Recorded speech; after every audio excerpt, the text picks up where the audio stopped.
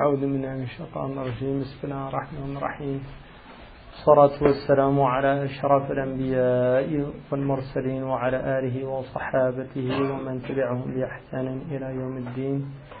اللهم لا علم إلا ما علمتنا إنك أنت العليم الحكيم. اللهم علمنا ما ينفعنا وانفعنا بما علمتنا وزدنا علما. اللهم افتح علينا حكمتك وانشر علينا رحمتك يا ذا الجلال والإكرام.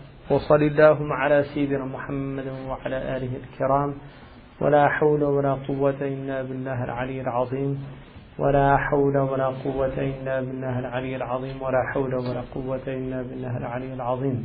Now he's going into the treatment of the heart. So by now you should have basically gotten that there are three types of hearts: sahihun, sound heart; mayyitun, a dead heart; and maridun, a sick heart.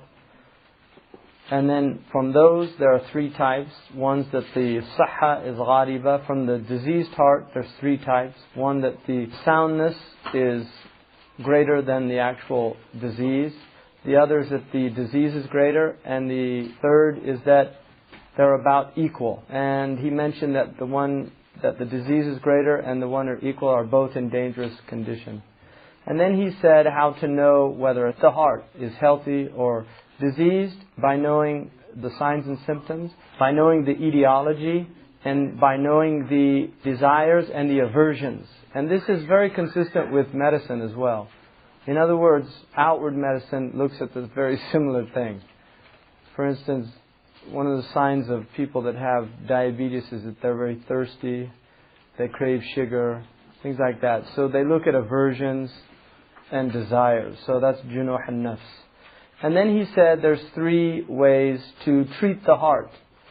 The first one is himyat al-badan, which is some type of regime or diet, and hunger. And he mentioned, though, not to the point where you harm yourself.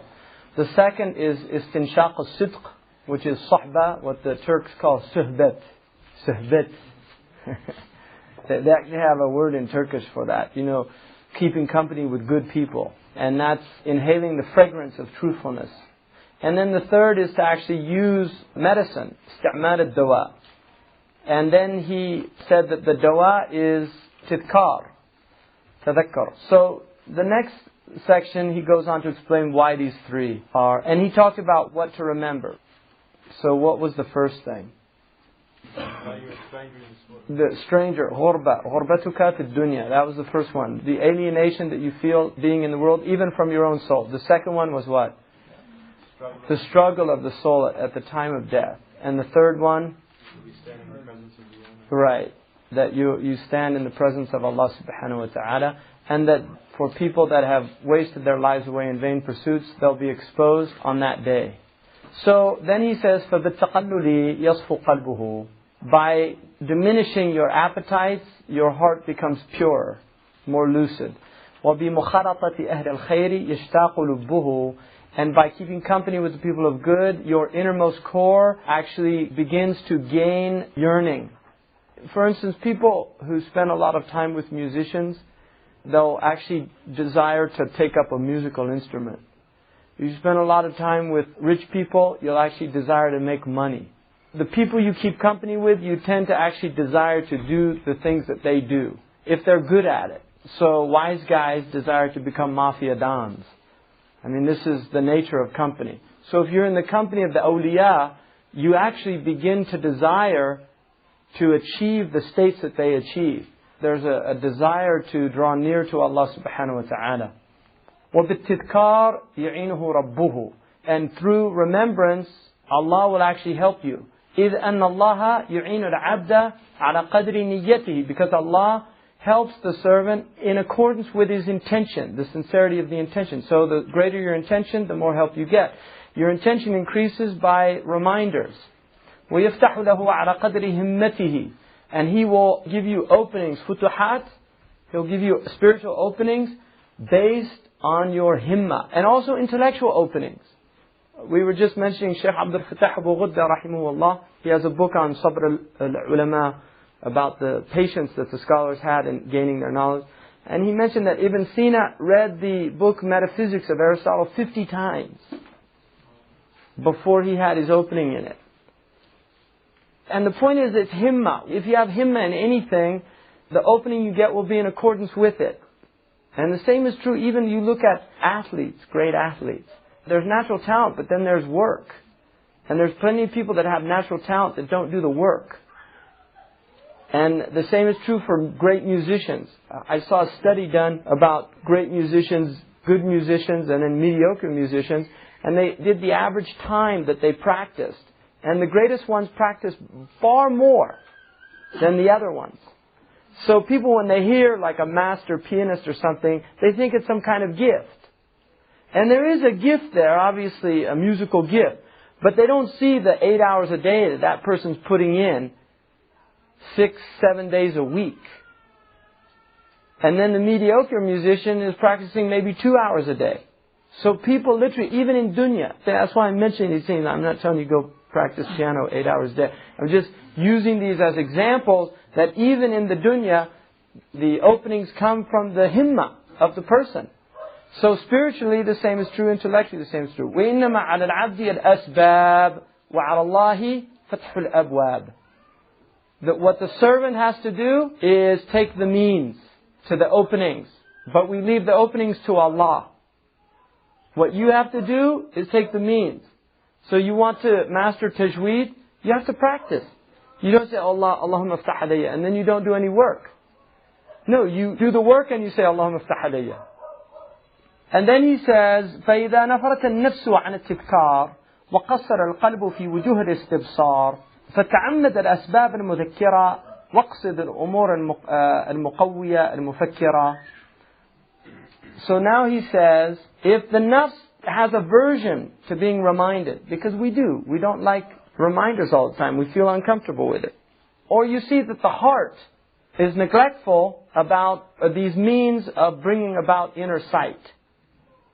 Like dhikr of Allah, the awrad, things like that. قراءة القرآن بالتدبر. فتعمد الأسباب المذكرة. Then you have to force yourself to do those means that are going to remind you. وَقْصِدْ الْأُمُورَ الْمُقَوِّيَ الْمُفَكِّرَةِ. And then intend to do those things that strengthen you and strengthen your reflection. And now he's going to give you those. So everybody understand that? He's saying that if you're finding difficulty, here's what you have to do now. In other words, he gave you 3 things to do. But if you don't want to do those 3 things, you're finding your nafs isn't inclining towards them, now he's going to give you 3 more things. أولها وجود الخلوة مع الفراغ وإن بلا ذكر. The first one is to go into retreat, a leisurely retreat. By leisure, the older meaning of it in the English language. Faragh is leisure in Arabic. But leisure doesn't mean wasting your time like it means now. Leisure now means vacation thing. Faragh means that you don't have anything to do. You're not preoccupied with the world. So it's a time, you have leisure time to study, to do things.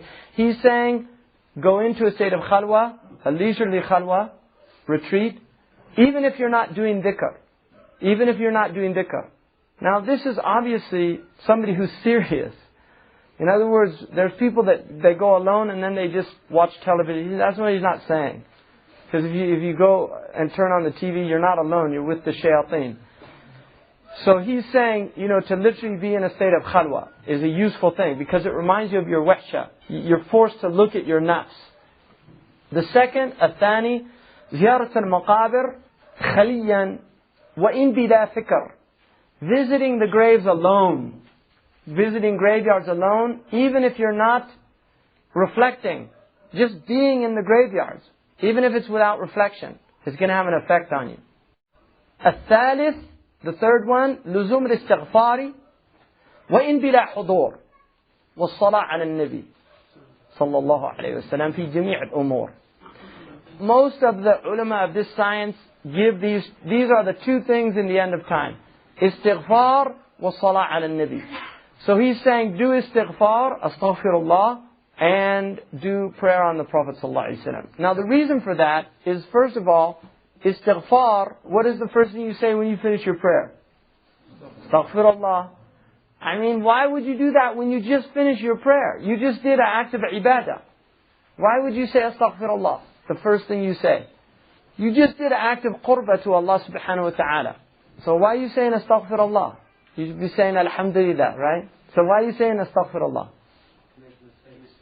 Naqs, because of the deficiency of your prayer.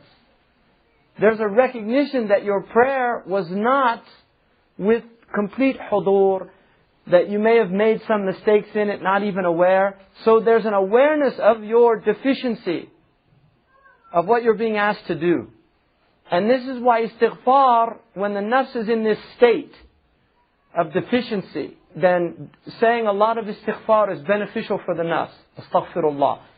Even if it's without any hudur, just saying it on your tongue is a good thing to do.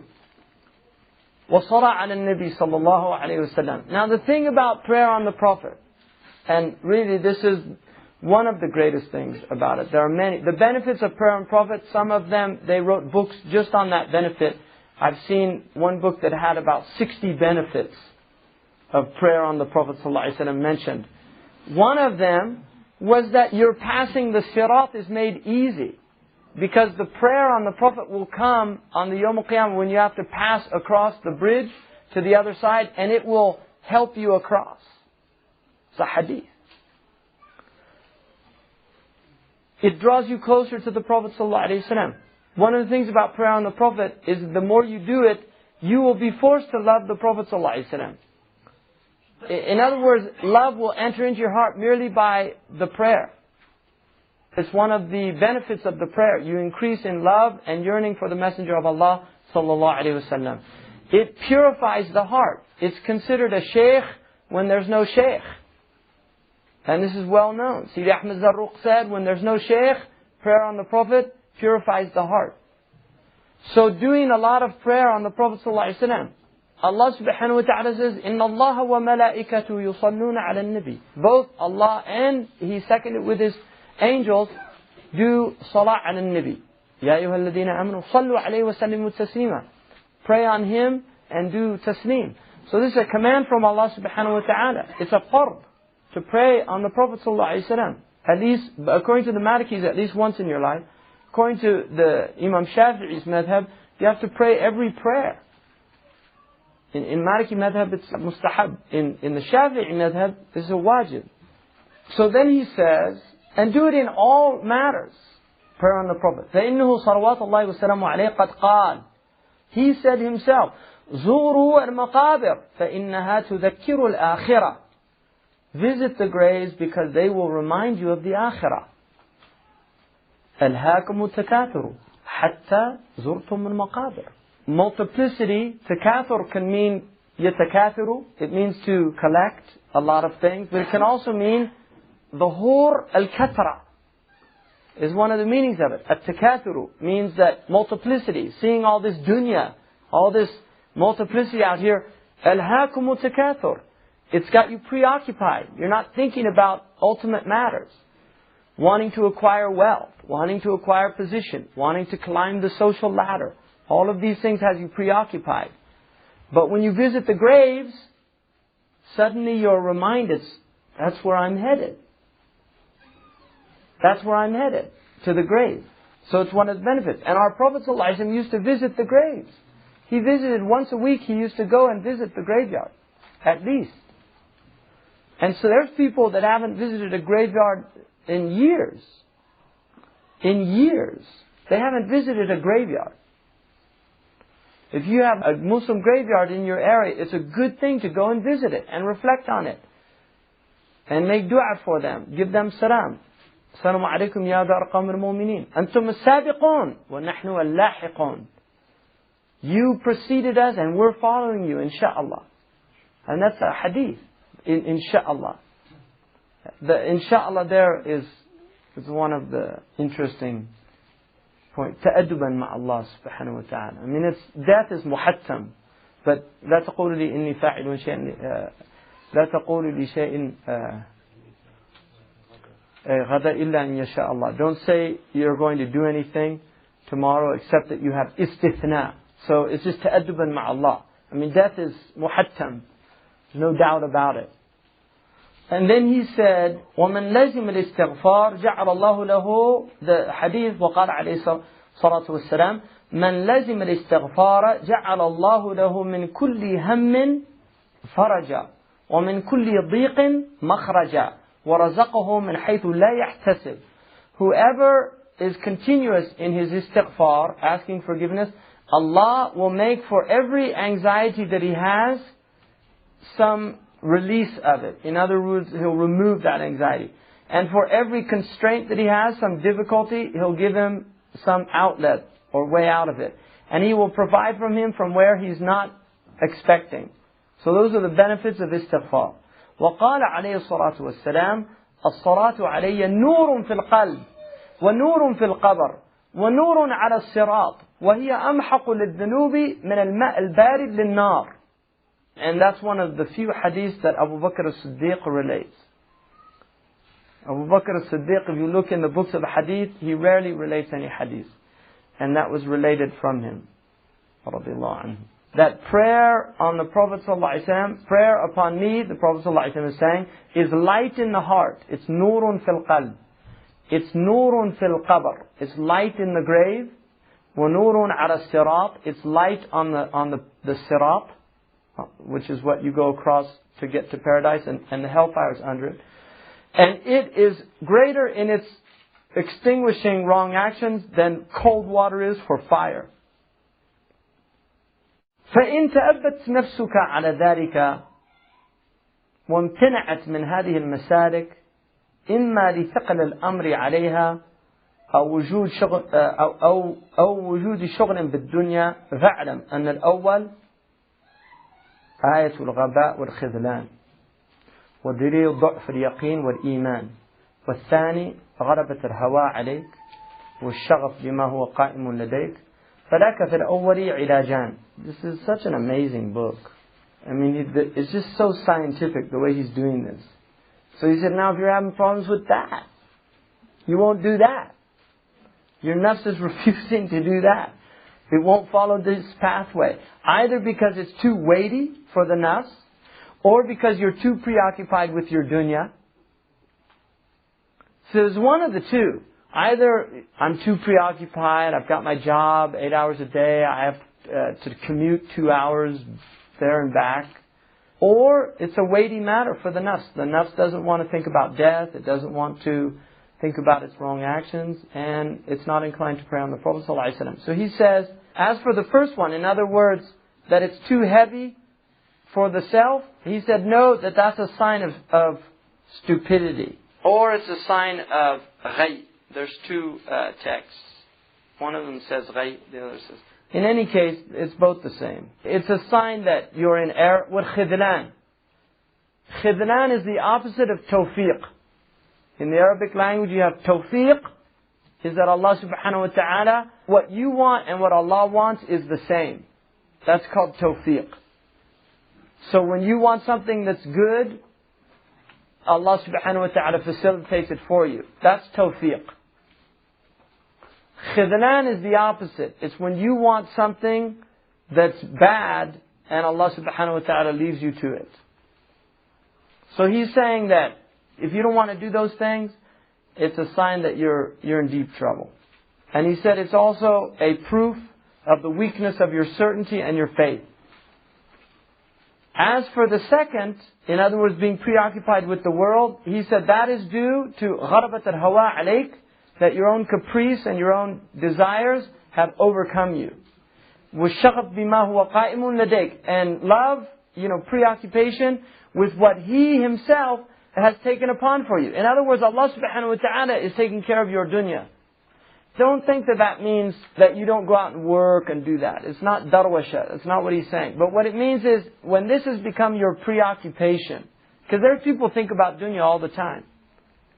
Even when they get off work, they're still thinking about how they can make more money or something like that. He's saying, you're wasting your time, because those things Allah subhanahu wa ta'ala took care of you. Just do what you have to do and don't worry about being obsessed with that.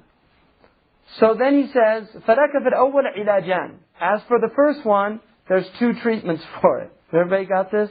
You can make a nice little diagram. Do this. If that doesn't work, do this. If that doesn't work, do this. And that's the way he's working, because he wants to help us cure ourselves. And he's exhausting all the possibilities. So, As for the first one, which means you're finding it too difficult to do, and that's a result of either stupidity and forsakenness, that Allah has forsaken you, or weak yaqeen, certainty, and iman, faith, he said that has two cures. One of them, التحامل على الأمور المذكورة وإشغال النفس بالأمور المشكورة من غير التفات لفائدة هذا العمل ولا كماله ولا نظرا لكثرته ولا استقلاله. فإن ذلك يلفتها شاءت أم أبت ويظهرها عما عليه استقرت وربت. So the first one is that you force التحامل على الأمور المذكورة. In other words, you do it in spite of yourself. Even if you're not attracted to it, just like anything, there's people that they don't want to go on a diet. They're overweight. Their doctor tells them, look, you're going to kill yourself if you do this. That's what he's saying. Even though you don't want to do it, you have no natural inclination to do it, you have to force yourself to do it. So that's what he's saying. Even though you don't want to do it, you have to force yourself to do it. And then preoccupy the self in those things that are mashkura. وَكَانَ سَعْيُهُ مَشْكُورًا. That your sa'i is mashkur from Allah subhanahu wa ta'ala. So your effort is mashkur. So you do things that Allah subhanahu wa ta'ala encourages us to do and tells us that He'll reward us for it. من غير التفات لفائدة هذا العمل ولا كماله ولا نظرا لكثرته ولا استقلاله. And don't concern yourself with the benefit. Don't think about, look at it just as khalas. I have to do this. Don't think about what you're going to get out of it. He's just saying just do it as an exercise. It's just like you decide to jog every day. Or, your dentist tells you have to floss because you're going to lose your teeth. So it's just something you have to do every day. Look at it like that. Don't think of the benefit. Just think, I have to do this. وَلَا لِكَمَالِهِ. And don't look at whether you're doing it in the best way or not. Concern yourself simply with doing it. Don't get obsessed with I'm not doing it right, I'm not doing it long enough. وَلَا نَظَرًا لِكَثْرَتِهِ. And don't look at how much you're doing. I'm not doing enough. I'm doing too much. Just do it and be consistent in it. وَلَا إِسْتِقْلَالِهِ. You might be doing other things. Just feel that you have to do it. No, even if you, like every day, you drive in your car, that's when you do it. You say, I'm going to do 100 prayer on the Prophet ﷺ. You do it when you drive in your car. فَإِنَّ ذَلِكَ يَلْفِتُهَا شَأْتَمْ أَبَتْ. Because that will cause it to come to its senses, whether it likes it or not. Whether the nafs likes it or not, this activity will force it to look at these things. And also it will preoccupy it from what it has been accustomed to and grown up doing. So in other words, yourself will actually become habituated to something that preoccupies it from what it was doing before, which is your ghafla. Basically what he's saying is this works. The second is تكرار العقائد المجردة عن البرهان الواضحة التبيان درسا وتلاوة حتى تتمكن صورتها في النفس فيتجرد وجه المعتقد ويرتفع الوهم واللبس. What he's saying is that you have to repeat this stuff over and over without the proofs, without all of the commentary. Darsan wa tilawatan. In study and also just simply reciting it. حتى تتمكن صورتها في النفس, until it's completely fixed in yourself. So in other words, what you do is you need to study these things, these meanings, until they're completely fixed in you. So you know. It's like you do the diagram and you study it until you know. Okay, he said do this. When that happens, do this. If that doesn't happen, do this. It's firmly fixed. In other words, what he's telling you is get to know this material really well. Get to know your deen really well. Get to know what we're taught about reality really well. When tribulations happen, you don't get upset by them. One of the signs of somebody who doesn't have strong iman is when everything goes wrong, they fall apart. Because who made everything go wrong? Allah subhanahu wa ta'ala, nobody else. Why did He make it go wrong? One of two reasons. Because you were doing stuff wrong, and now He's pulling the carpet out from under you in order that you can stop in your tracks and ask yourself, what was I doing that Allah did this to me? That's one reason. The other reason is He's elevating you in degrees. Those are the only two possibilities. He's either calling attention to your stupidity so that you can say, Astaghfirullah, I brought this all on myself. And that's what you should say. Or He's giving you tribulation in order to raise you up and elevate you. Those are the only two possibilities. So why are you getting upset? Both scenarios are good. One of them is putting you back on the right track, and the other one is ensuring that not only are you on the right track, but you're improving. Because the people of the greatest tribulation are the prophets. And then those closest to them, the awliya. So when difficulties happen to you, you say, Subhanallah, it's from Allah. Whereas somebody who's in a state of ghafla, in heedlessness, they don't recognize that.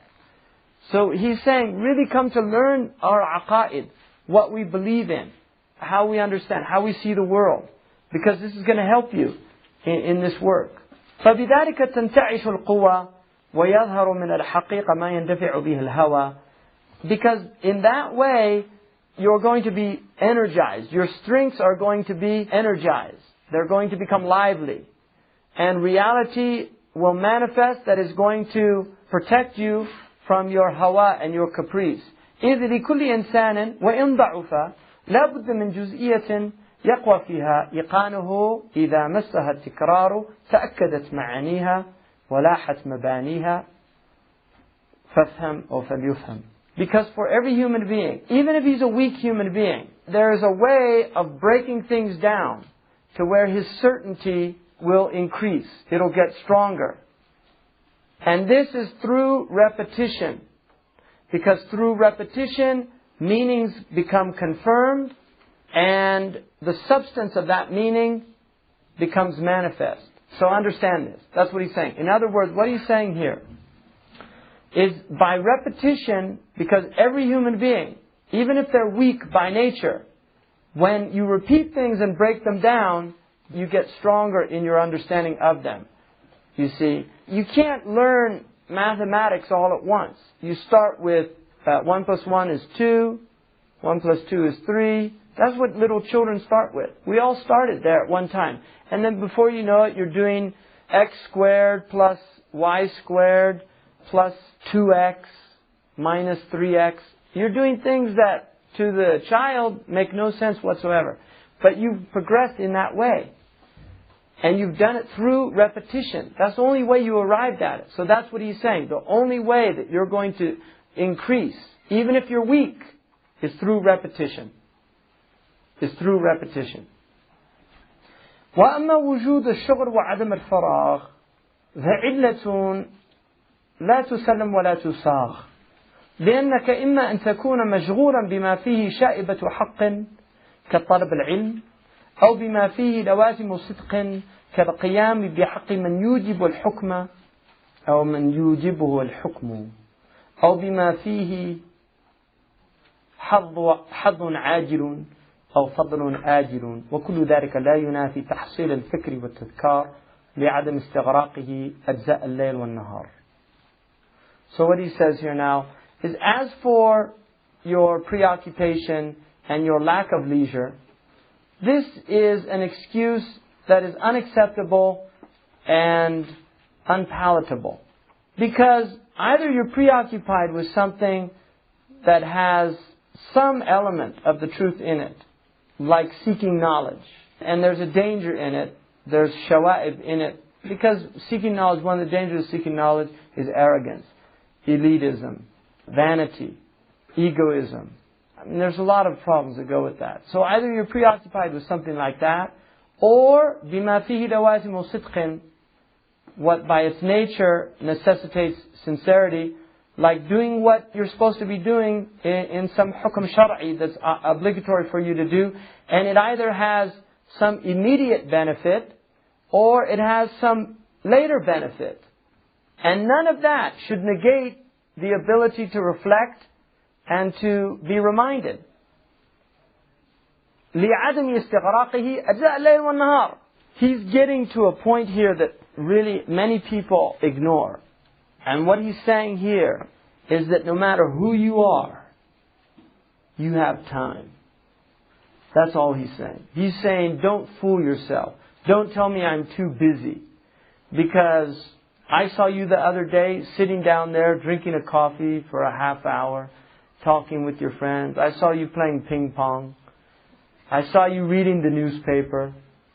You went to a movie last week, 2 hours of your time, or 3 going there and coming back, or 4 or 5 because you paid $10 to get in and you only get paid $5 an hour, so there's 2 hours that you have to work to pay for the movie.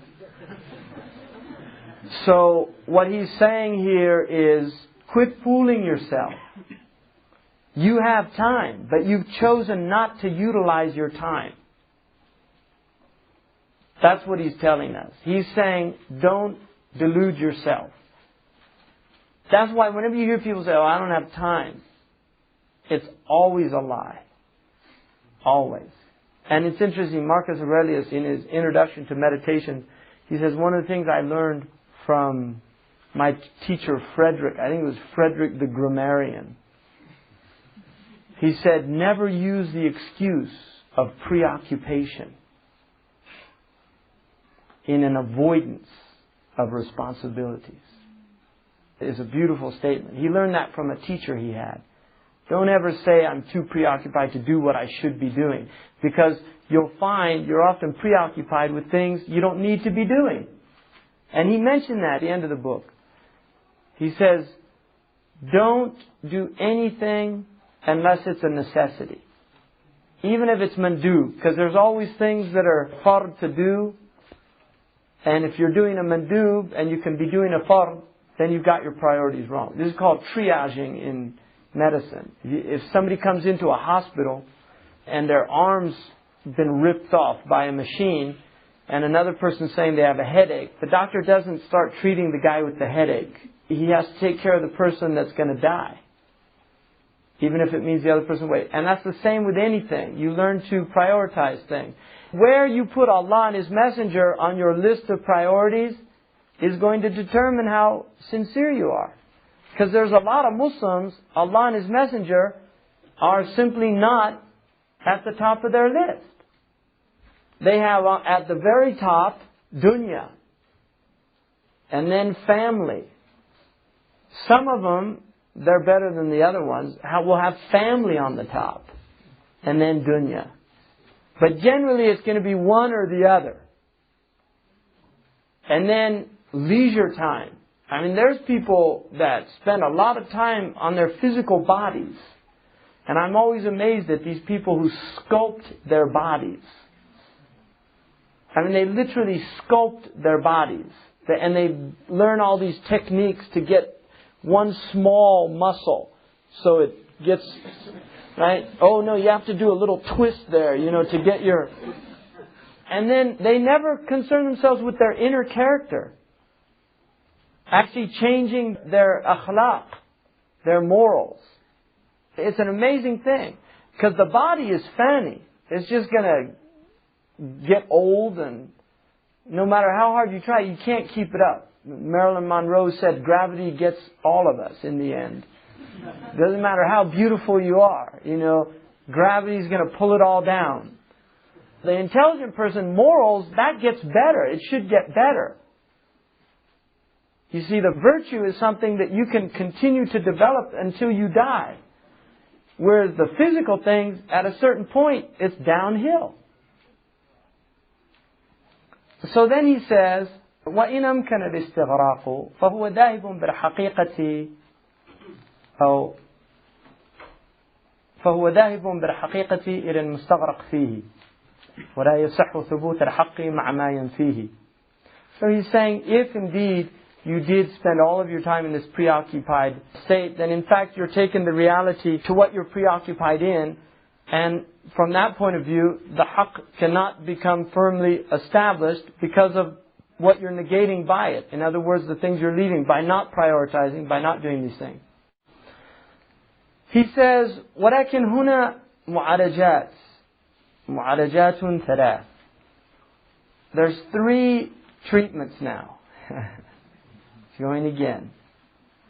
أولها أن تختلس من ساعات ليلك ونهارك ساعة تقضي فيها بنفسك وتنظر في يومك وأمسك وتلاحظ هجوم الموت ولوازم رمسك. والثاني أن لا يمكن ذلك لتمكن التعب السابق والشغب اللاحق، فتختلس من الأيام يوما في الجمعة أو يومين، وفي الشهر 3 ونحوها تجعلها عليك كالدين. الثالث أن يتعذر ذلك عليك ولا تقدر عليه لغلبة ما لديك، فيكون مرة في السنة وليس وراءها حالة مستحسنة، لأن الله تعالى قد ذكرنا بالجمعة ونحوها، وندبنا رسول الله صلى الله عليه وسلم للتذكر في يومها بالترغيب في الإنصات وكثرة السلام عليه والصلاة، ورغبنا في صيام يوم من أيامها، وجعل التوقي في الأمور من حقيقة أحكامها. So now he's saying he's going to give you 3 more mu'alajat.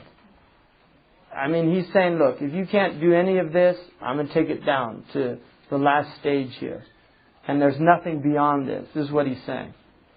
The first one, take some portion of your day and your night.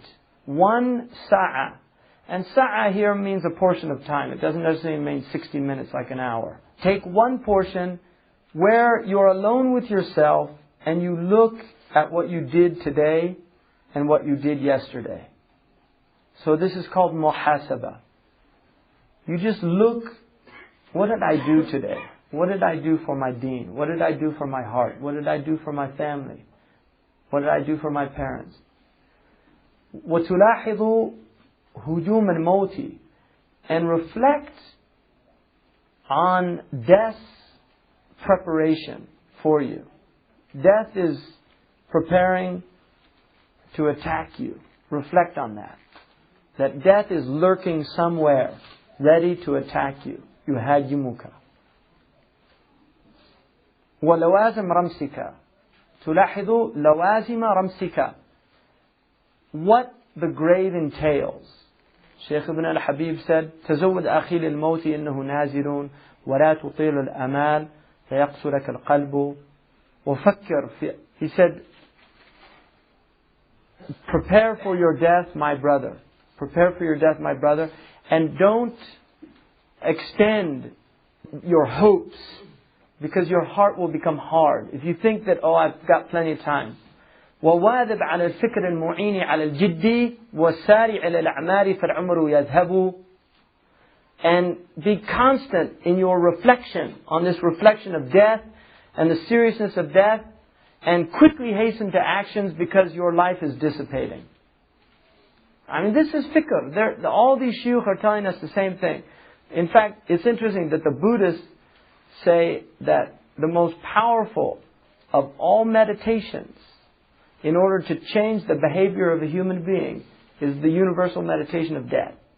They have that in their tradition, that if you will really take time to reflect on death, nothing will force you to take your life into account quicker than the fact that you're mortal. And most people don't reflect on death. It's really interesting. People do not reflect on death. And the Hindus, I'm not quoting all this stuff, I mean, but it's just interesting that this stuff is universal. The Hindus say that the strangest thing in existence is in one of their, I think it's the Rig Veda. The strangest thing in existence is people see death all around them, and yet no one believes that it's coming to them. It's a strange thing about human beings. They can see death all around them. They see people drop dead, and they never think that one day it's coming to them. So that's what he's reminding us. That if you do this, it's going to have an effect on you. That's the first thing. الثاني إلا يمكن ذلك. If you're not capable of doing that, you can't do that. It's too hard. لتمكن التعب السابق. Because of the previously mentioned exhaustion, that you're just too burnt out in your life. والشغب اللاحق. And because you're preoccupied with the world. فتختلس من الأيام يوما في الجمعة أو يومين. Then at least steal a day out of all these days of the week, one day in the week, to do this exercise. Just one day. Or 2 days. But just take a day out of the week. وفي الشهر ثلاثا. Or take 3 days out of the month. وتجعلها عليك كالدين. And make it like a debt that you have to pay. Think about this, people, really. He's giving you exercises. They're spiritual exercises. What he's saying is, look, if you have a calendar on your wall, put there 3 days. Put there. Reflect on these 3 days. One of the things you can do is make them days that you fast in. It's encouraged to fast 3 days a month. So make 3 days that you fast, and then make a promise with yourself that you're going to use those days to reflect on your life, on where you're going, on what you're doing, what this is about, what you want to do with your life, what you want to make of yourself. Just take that time. And then he says, now if you're not even able to do that, because وَلَا تَقْدِرُ عَلَيْهِ بِغَلَبَةِ مَا لَدَيْكَ, because you're so overwhelmed, فَيَكُونُ مَرَّةً فِي السَّنَةِ. Make the day of Arafah once a year. Just once a year. Do this. Seriously, believe it or not, there are people that have not done this, what he's saying. They haven't thought about their lives in 10, 15 years. I guarantee you there are people that literally have not thought, فَأَيْنَ تَذْهَبُونَ? Where are you going? Where are you going? People have not thought that question. They haven't thought about death. Really, there's people that have, you can say death. Real experience of death. It's an experience that you can't forget. If you have faced death like a gun in your face, or seen somebody killed right in front of you. I mean, I was in London with a man, and he took me to see this slideshow because he wanted to do some slideshows on Islam, and he wanted to show me the potential of what they call multi-image media. And there was a slideshow in London on the history of London. They had a lot of different slides coming in at once. It was very powerful, waham, to watch. But we went in, we watched, I think it was an hour or something like that. And we came out. Whenever you go in and see like movies or cinema, it's such an artificial thing because it's magic and you've been bewitched for 2 hours or something. You come out and you have to get used to coming back into reality. And we just come out. And I was standing on the corner and I saw this young man. And the interesting thing about it is I literally noticed the man because he was very striking. He was a striking young man. He was probably like about 24, 25, dressed very well. He had a suit and a tie on. And he was a striking person. And I just looked at him. So I saw this man step onto the curb. And suddenly this taxi tried to cut in front of another car and knocked him down right in front of me. And he fell back, and it was almost like slow motion. He fell back and hit his head on the sidewalk. And he started shaking. And it was like watching a sheep whenever you kill a sheep. And they go into that shaking. He went into that shaking. And then literally, you could feel the ruh being taken from him. He went, the Christians call that giving up the ghost. And that's what happened. And that happened right in front of me. And everybody was looking at him. I mean, this man in the prime of his youth. And he had just died. And I looked over at the taxi driver and he was like this on his wheel. He just had his head because now he's in a state. He has to live with this. Because all he was trying to do was cut in front of somebody, save a few seconds. and he took a man's life. But the point is that at that moment, I almost passed out. Literally, I almost physically passed out because it was so powerful. And we couldn't do anything. There was nothing you could do. He was dead. And somebody covered him with a coat. Took his coat off and covered him. And they went and called. And I just went and I sat down. And we were just, because that was haqq. I mean, we came from waham to reality. That is real. What just happened was real. That was real. There was nothing false about what just happened. That was real. And then when I worked in a hospital, I saw a lot of people die. I mean, I saw people die. And some people, they died. It was horrible to watch them die because they didn't want to die. I literally watched a woman, she died of respiratory failure because she gotten lung cancer, and she died cursing the tobacco companies and singing tobacco jingles from the 1930s and 40s. She would sing the jingle. It was like Chesterfield or something. And then she would say, "Those liars, those damn liars." So death is a powerful thing. And you can actually experience death in yourself. You can actually experience it. If you do meditation of death, you can actually experience your mortality. And in doing that, it causes you to really assess your life and where you're at and what you're going to do. Because most people are wasting their lives and then they have nadama. You just have remorse and regret. Because once you die, you can't come back. And the only thing you want to come back to do is right actions. You don't want to come back. Nobody says on their deathbed, "I wish I watched more Gilligan's Island," or "I wish I..." They don't say that. "I wish I watched more movies. Oh, I didn't get to see that Oscar-winning film, that great film with Katharine Hepburn. I missed that." They don't think that. Nobody thinks that. That, "Oh, I wish I spent more time at the office." Nobody, I guarantee you, nobody's ever said that on their deathbeds. What they say is, "I wish I would have gone to the masjid more. I wish I would have learned more Quran. I wish I would have done more charity work. I wish I would have helped more people. I wish I would have had better manners." I mean, I visited a man on his deathbed at Stanford University, dying of cancer. He was almost dead. And he used to come to my khutbah at this mosque. And he told me that he always hoped that he would be able to spend time with me. And here he was dying, and I came to visit him. He didn't know, I didn't know him.